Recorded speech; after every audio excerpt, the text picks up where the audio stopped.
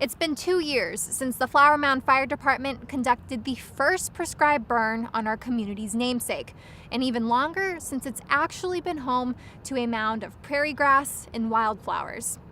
We use prescribed burns to rid an area of dead brush, weeds, and grasses.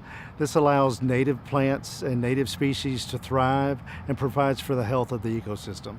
The mound is in an area that is known for native prairie grass, and a prescribed burn is used to remove the non-native species from the area. With support from the Mound Foundation, the department conducted the second prescribed burn recently on the Flower Mound, and with this came a great amount of planning. We've been watching the weather for several weeks now, and we were able to identify a window of opportunity that was at 48 to 72 hours. That allowed us to fine-tune the best time to come out and try to attempt the burn. Once we had identified the ideal time to do this, we put together an incident action plan. This included notifying the residents around the mound and gathering our resources to be able to do the burn safely and effectively. With the Flower Mound being located in the center of town with homes and businesses right next door, safety is a top priority.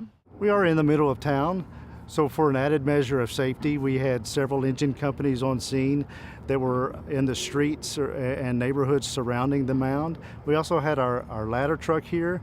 It had its aerial device in the air ready to use its large deck gun should the fire get out of control. In addition, we had our two brush trucks on scene in the event that they needed to access areas that were off-road. Our wildland fire team was the crew that actually did the burn. They used hand tools, a drip torch, and a progressive hose lay to create a good solid fire line that would contain the fire. However, this time around, the prescribed burn did not go completely the way crews expected. The weather plays an important role in conducting a prescribed burn. Too much wind and you have a danger of allowing the fire to get out of control. Too little wind, as was our case, doesn't allow the fire to carry to the areas that you intend to burn. Once we began the burn operation, the wind conditions were perfect for what we were trying to do. We were able to conduct about 40% of the burn that we had intended. The wind did change, which did not allow the fire to carry across the mound, and we ended up having to call a halt to our operations.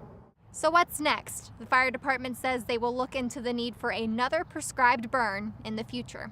Working with the Mound Foundation, we have committed to doing a prescribed burn annually if needed.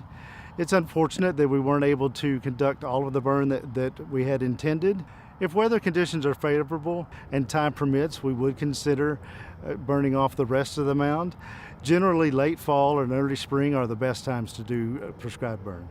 We are committed to help them maintain the health of the mound, the town's namesake.